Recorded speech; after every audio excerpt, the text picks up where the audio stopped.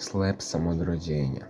Dok sam odrastao, drugi su mi sve stvari opisivali tako živopisno da nisam ni shvatao zašto je vid bitan.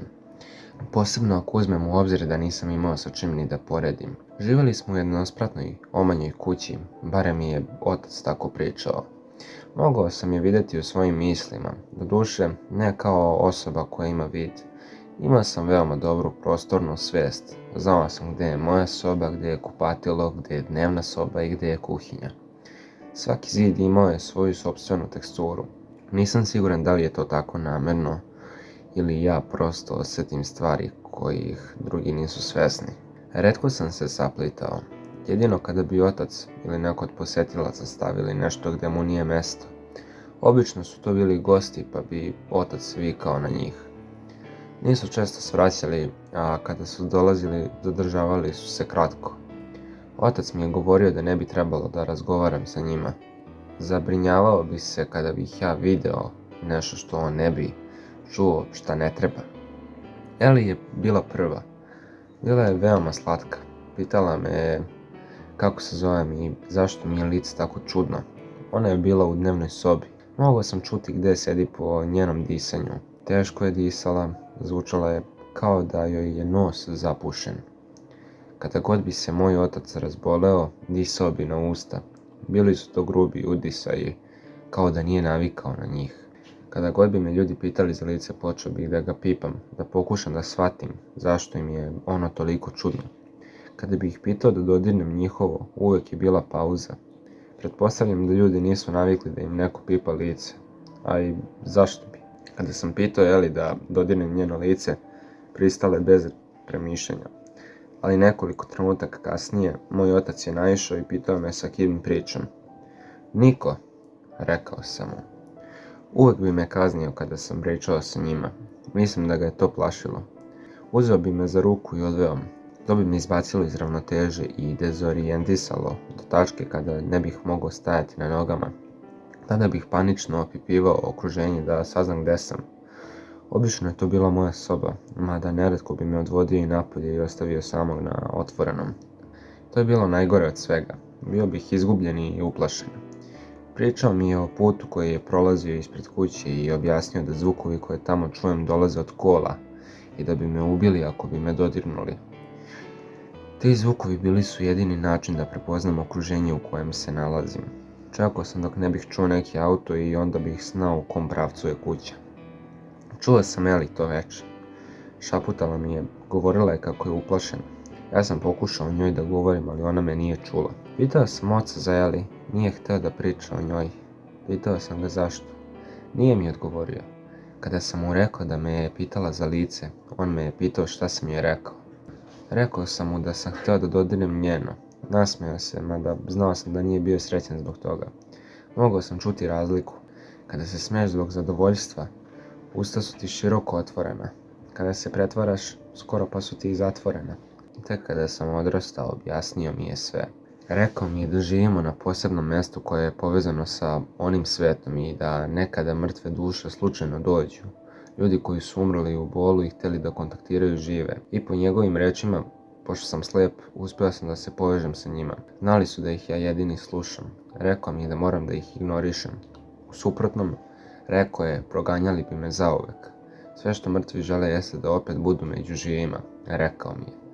Mogli bi da me prevarem. Rekao je da on zna kako da se izbori sa njima, ali da ne bi ništa mogao da učini ako bi me napali. Alex se pojavila nekoliko godina kasnije. Rekla mi je da je izgubljena i da ne zna gdje je. Rekao sam mi da mi nije dozvoljeno da razgovaram sa njom, ali i dalje je molila za pomoć. Bio sam tih znajući šta će se desiti ako išta progovorim. Jesi li pričao sa njima? Pitao me je otac. Jako sam bio razočaran, rekao sam mu da nisam. Htio sam da joj pomognem, znao sam kako je to biti izgubljen i plašilo me. Alex mi ništa nije govorila, ja bih ignorisao nju i ona mene. Otac me je spasao i ja sam mu bio zahvalan na tome. Nakon nje znao sam šta moram da uradim i uradio sam. Duhovi su prestali da mi se javljaju posle toga i to duže vreme, sve dok nije došla Sara. Sara mi nije dopuštala da budem tih. Bio sam sam, sedeo u dnevnoj sobi i gledao televiziju. Pomozi mi, rekla je. Moram da pronađem izlaz odavde. Ćutao sam. Možeš da me čuješ, zar ne? Pitala me. Iznenađeno. Nije mi dozvoljeno da pričam sa tobom, odgovorio sam. Molim te, preklinjala me. Uplašena sam, izgubljena. Želim kod svog tate. Ponovio sam i da mi nije dozvoljeno da pričam sa njom. Mrtav je, rekla mi je. Nisam odgovorio. Tvoj otac je mrtav, ponovila je.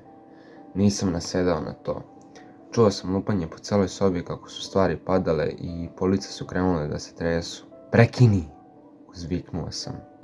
I prekinula je. Molim te, pomozi mi da odem, rekla je. Nisam hteo da pričam sa njom. Uradio sam jedinu stvar za koju sam mislio da će pomoći. Otključao sam prednja vrata, nadajući se da će tako otići. Kada je više nisam čuo, zaključao sam vrata i vratio se u dnevnu sobu. Osluškivao sam da dokučim da li je i dalje ovde. Pored zvukova televizije, sve je bilo tiho, ni traga od nje. Mrzim kada mi srce ubrzo otkucaje. Osjećam svaku promjenu pritiska, svaki sitan pokret u svojim grudima, kao da će da eksplodiram.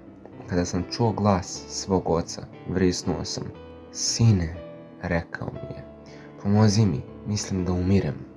Uradio sam šta mi je rekao da uradim, ćutao sam. Ako je stvarno umro, nikada me neće napustiti. Umjesto toga istrčao sam napolje i tražio pomoć. Vikao sam dok mi glas nije pukao. Čuo sam kako kola prolazi ispred moje kuće. Vikao sam dok mi neko nije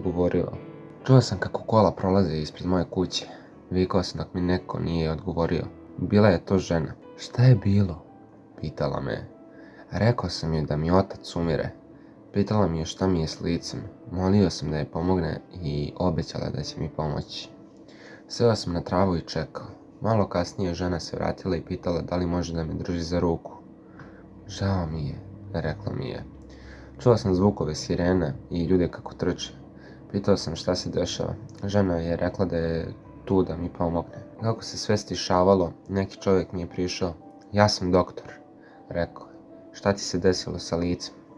Rekao sam mu da sam dobro. Pitao me da li sam siguran i rekao sam da jesam. Pitao je da li mi smeta ako mi dodirne lice. Rekao sam da je to u redu. Trenutak kasnije osjetio sam neki čudan osjećaj na čelu i hladan vazduh preko lica. Zvučalo je kao da ovaj doktor ljušti narandžu. Razmišljao sam to u svojoj glavi i brinuo da će me na neki način osakatiti. Vrisnuo sam i pitao šta mi radi. Rekao mi da će sve biti u redu i žena pored me je uhvatila za ruku i rekla mi da treba da budem hrabar. Nisam znao šta mi rade. Osjetio sam jak bol u glavi, kao kada udariš živac u neku ivicu. Zatim sam iskusio nešto što su mi pričali da se zove svetlo. Bolelo me je, jako me je bolelo. Počeo sam da plačem. Šta ti se desilo sa očima? Pitao me je doktor. Rekao sam mu da sam slep. Pitao me da mi ih pregleda.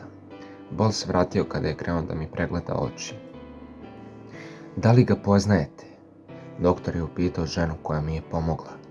Rekla mu je da me je samo vidjela kako vrištim za pomoć pa je došla, ali i da me ne poznaje od ranije. Koliko dugo imaš ovu povredu na očima? Pitao me. Rekao sam mu da sam slep od rođenja. Pitao me mogu li vidjeti njegove prste. Rekao sam mu da ne. Pitao me mogu li otvoriti oči. Rekao sam mu da ne znam šta to znači. Pitao me da li ih on sme otvoriti za mene. Nisam ništa odgovorio. Onda sam osjetio njegove ruke na svom licu. Prsti su mu bili prekriveni nečim gumenim. Odjednom opet sam vidio svetlo. Vrisnuo sam. Pokušao je da me smiri. Žena mi je i dalje držala ruku. Nisam znao šta se dešava. Stvari koje ne mogu opisati su mi odjednom naišle na pamet. Bilo je kao što je uvek bilo, ali je osjećaj bio 100 puta jači. I osjećao sam ga. Nastavio sam da vrištim dok je doktor nastavljao. Samo diši, u redu? Rekao mi je doktor. Sve će biti u redu. Kada je bio posljednji put da si mogao da gledaš? Srce je počelo da mi se smiruje i stabilnije sam disao. Zbunilo me ono što sam upravo iskusio. Preplavilo me. Htio sam da plačem i zaplakao sam. Koliko je dugo bilo? Opet me je pitao. Nikada ranije nisam mogao vidjeti. Rekao sam. Rečeno mi je da držim ovu masku na licu većinu dana, da je mogu skidati samo noću. Da dozvolim svojim očima da se naviknu. U isto vrijeme na čuvanje su me uzeli moji tetka i teča. Bili su šokirani zbog onoga što mi se desilo i zbog toga što nikada nisam pohađao školu. Posljednjih nekoliko godina su bile lude. Doktori su rekli da možda nikada neću imati dobar vid, da je i ovo malo što imam dar od Boga i da moram da se zadovoljim time.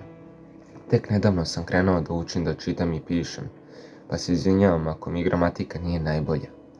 Trudim se najbolje što mogu. Raspitivao sam se kod tetke šta se desilo sa mojim ocem, ali kaže mi samo da je umro od infarkta. Pitao sam kakav je čovjek on bio. Rekla da je on bio brat i da ga voli bez obzira na sve. Teča ne želi da uopšte priča o njemu. U posljednje vrijeme dosta koristim računar i uživam u vremenu koje provodim na internetu. Ne mogu da verujem da tako nešto postoji. Nakon toliko godina usamljenosti sada mogu da pričam sa kim god poželim, mada i to mi je sumnjičavo. Kako da znam da je osoba sa kojom pričam uopšte živa? Niko nije zabrinut za to kao što je bio moj otac. Danas sam na nekom forumu razgovarao o duhovima. Bio sam srećan što sam našao ljude sa istim interesima. Neko od korisnika mi je poslao link ka artiklu na nekom sajtu o kriminalu. Bio je o mom ocu. I spomenuli su ga po imenu. Pitali su me ko sam ja i da li sam ja osoba iz artikla. Prema artiklu, moja majka je nestala ubrzo po mom rođenju. Piše da me je moj otac namjerno oslepio da ne bih video. Bio je bijesan jer je oduvijek hteo ćerku. Pronašli su 14 tela u podrumu. Rekli su da je jedan od njih uspio da se izvuče, devojka po imenu Sara Frank. Ona je pozvala policiju. Pronašli su auto mog oca parkiran iza kuće. Pretpostavili su da je nosio tijela svojih žrtava iza kuće i ubacivao ih kroz prozor od podruma. Sara je uspjela da se izvuče nakon što je pristala da mu glumi ćerku posle 4 dana mučenja. Kasnije ga je ubola u leđa nožem koji je on ostavio u kuhinji. Nisam želeo da verujem u ovo i ne bih verovao da nije bio spisak imena žrtava. Među njima 2 koja su se isticala, Ellie Farmer i Alex Riddle. Pričao sam sa njima obema u dnevnoj sobi. Do današnjeg dana pitam se da li je otac ikada bio iskren sa mnom tokom mog života. Među svim tim pitanjima jedno se ističe. Da li sam ja pričao sa Ellie i Alex pre ili nakon što ih je moj otac ubio?